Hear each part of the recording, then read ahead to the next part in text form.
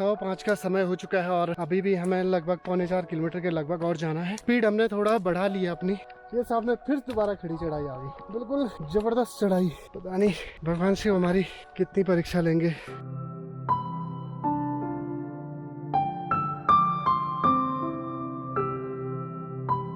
नमस्कार दोस्तों और स्वागत आपका मेरे इस चैनल हिल्स डायरी में। और आज का जो व्लॉग है बहुत ही स्पेशल होने जा रहा है, क्योंकि आज हम जा रहे हैं मद्मेश्वर मंदिर घूमने। और पंच केदारों में से दूसरा केदार माना जाता है और लगभग 18 किलोमीटर का ट्रैक है। और उसके अगले दिन हम जाएंगे मद्मेश्वर से बूढ़ा मद्मेश्वर, जो कि 4-5 किलोमीटर का ट्रैक होगा। तो बहुत ही मज़ा आने वाला आपको, तो बने रहिए मेरे साथ। तो जय मद्मेश्वर बाबा की जयकार लगाते हुए हम निकले अगस्त्यमुनि से भीरी होते हुए ऊखीमठ। और ऊखीमठ वो अंतिम पड़ाव होगा जहाँ से आप अपने ज़रूरत का सामान खरीद सकते हो, क्योंकि आगे आपको बड़ा बाज़ार देखने को नहीं मिलेगा। और अगर आप सर्द मौसम जैसे नवंबर में हम जा रहे थे बाबा के दर्शन करने, उस मौसम में अगर जाते हो तो गर्म कपड़े अपने साथ ज़रूर रखें। और अगर आप कुछ भूल गए हों तो ज़रूर यहाँ से ख़रीद लें, क्योंकि आगे आपको मौका नहीं मिलेगा।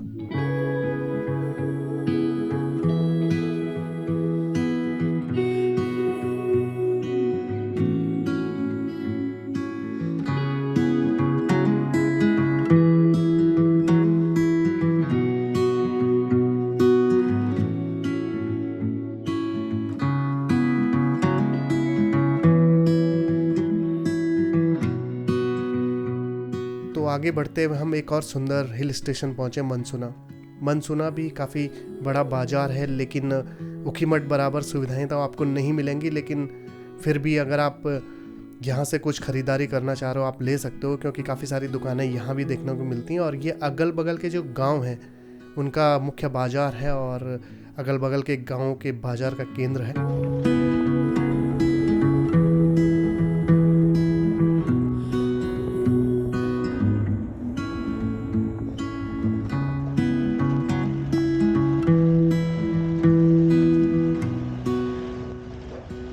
तो पहाड़ की घुमावदार सड़कों के बीच होते हुए प्राकृतिक नज़ारों का आनंद लेते हुए हम अपने अंतिम पड़ाव पर पहुंचे, अकतौलीधार, जो कि गाड़ी का हमारा अंतिम पड़ाव था।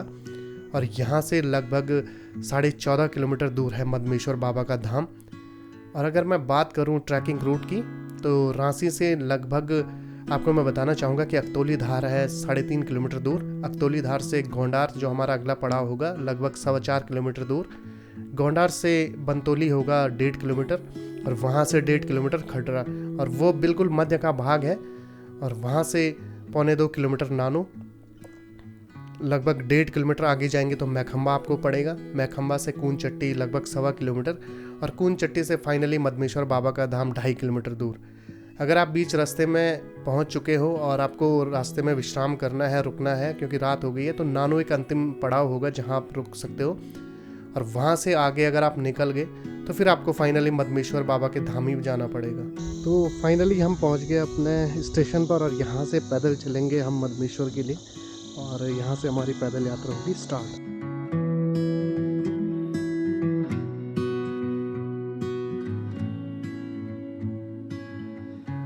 तो दोस्तों, जिस रास्ते से हम जा रहे हैं पूरा फॉरेस्ट का एरिया है, और यहाँ से गोंडार हम जाएंगे लगभग 4.5 किलोमीटर दूर है, और वहाँ से फिर चढ़ाई शुरू होगी। और अभी तो बिल्कुल रास्ता काफ़ी अच्छा है, सीधा सीधा है, और आप देख भी पा रहे होंगे। तो आगे आगे जैसे चलेंगे आपको बताते जाएंगे अपना एक्सपीरियंसेस कि क्या एक्सपीरियंसेस हैं और आपको क्या क्या तैयारियां रखनी है साथ में। छड़ी तो आप बिल्कुल भी ना भूलें, छड़ी बिल्कुल रखें अपने साथ।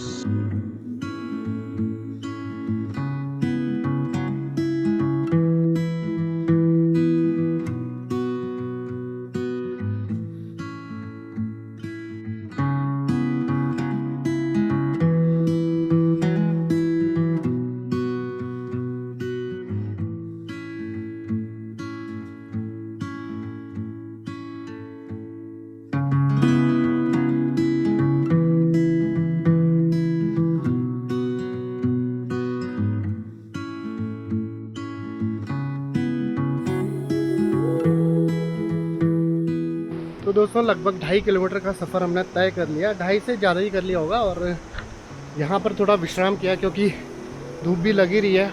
और अभी तो पूरी उतराई है, और इसके बाद जब गोंडार पहुँचेंगे वहाँ से चढ़ाई शुरू होगी। और माथे पर पसीना अभी से आने लग गया है।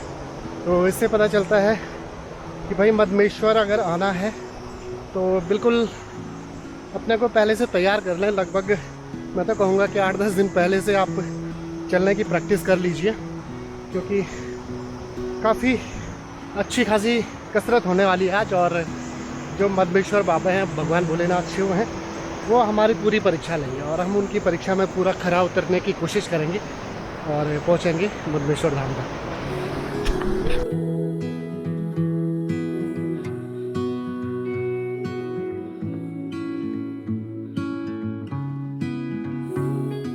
दोस्तों, हम अपनी यात्रा के पहले पड़ाव गोंडार पहुंचने वाले हैं। बस यहाँ से लगभग 100 मीटर आगे रह गया है, तो थोड़ा विश्राम करेंगे और उसके बाद आगे यात्रा अपनी चालू रखेंगे।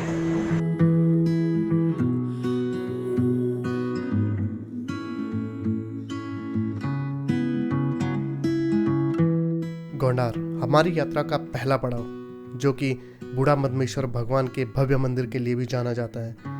ये गांव बहुत ही सुंदर है और यहाँ पर आपको सारी सुविधाएं देखने को मिलेंगी।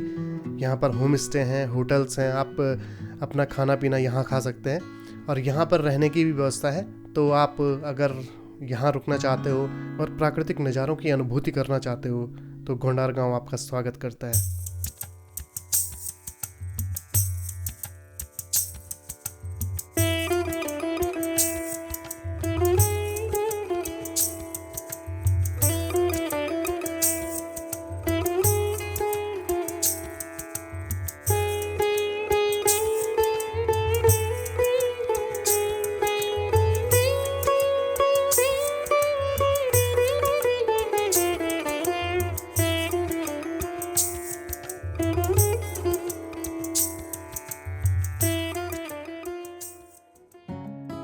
और आदेश भाई देखिए बहुत ही थक गए हैं मुझे लग रहा।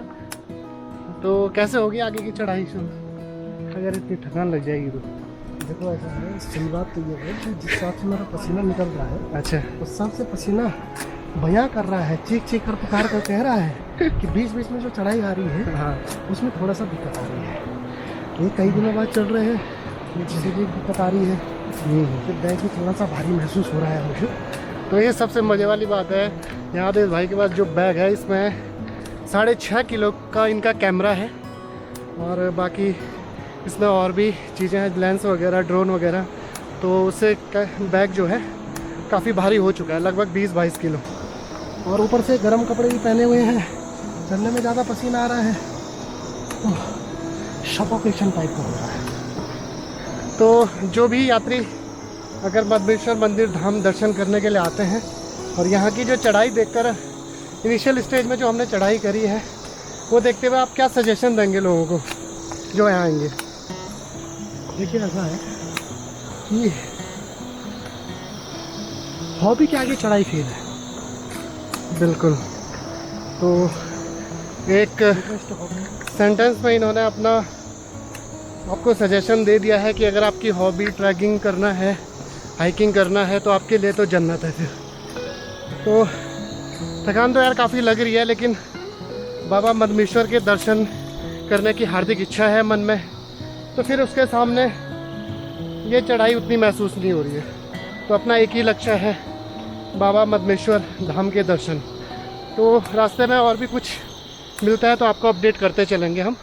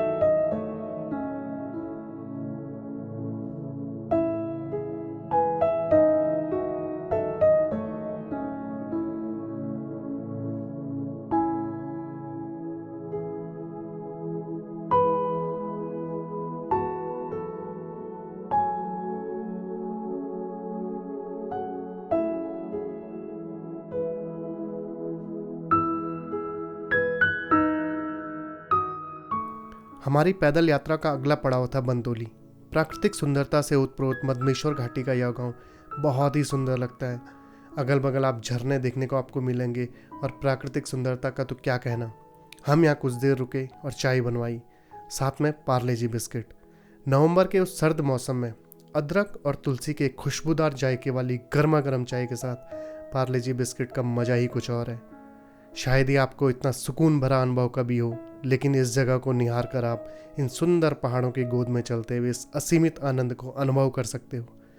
तभी तो उत्तराखंड की भूमि को देवताओं के आवास की पवित्र भूमि कहा जाता है।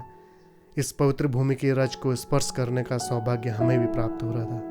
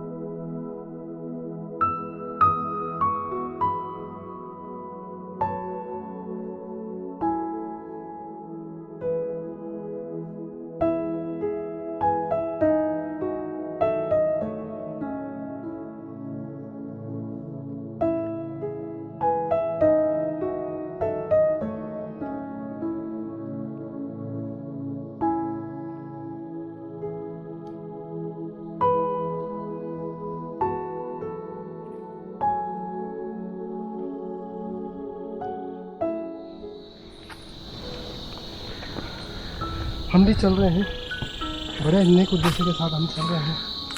आज पहुंचना है, तब चाहे बॉडी जवाब दे या ठंड के मारे हमारा शरीर चकनाचूर हो जाए। रास्ता बहुत ही तंग नहीं है, फिर भी खड़ी चढ़ाई की वजह से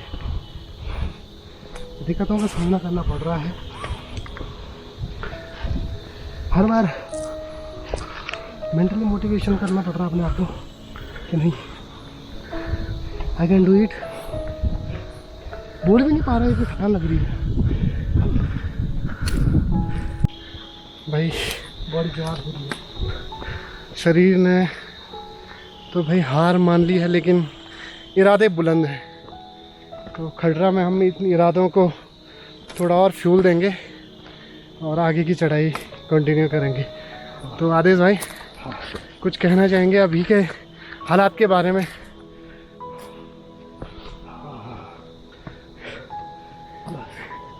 मैं चल सकता हूँ तो बहुत ही ज़्यादा क्या बताएं, बोलने को कुछ बता ही नहीं है। तो मिलते हैं खडरा में और करेंगे वहाँ पर लंच।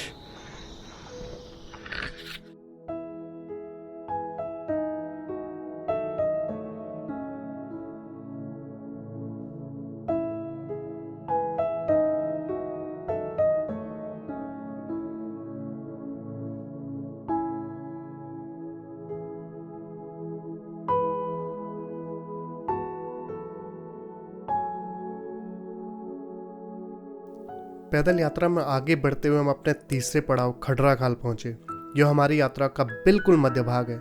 यहाँ से भगवान मदमेश्वर मंदिर लगभग 7.25 किलोमीटर दूर है। दिन के करीब 1:30 बजे का समय हो चुका था, तो हमने सोचा क्यों न दिन का भोजन कर लिया जाए। क्योंकि यात्रा अपने अंतिम पड़ाव पर थी, तो ज़्यादा भीड़ न होने के कारण होटल व्यवसायी पहले से खाना बनाकर नहीं रखते, आपको ऑर्डर पर ही खाना मिलता है। संयोगवश वन विभाग के जोशी जी और जयाड़ा जी ने हमारे लिए खाने का पहले ही से ऑर्डर दे दिया था, तो समय पर हमारा खाना तैयार हो गया। जैसे ही हम खाना खा रहे थे तो मौसम ने धीरे धीरे करवट बदल ली।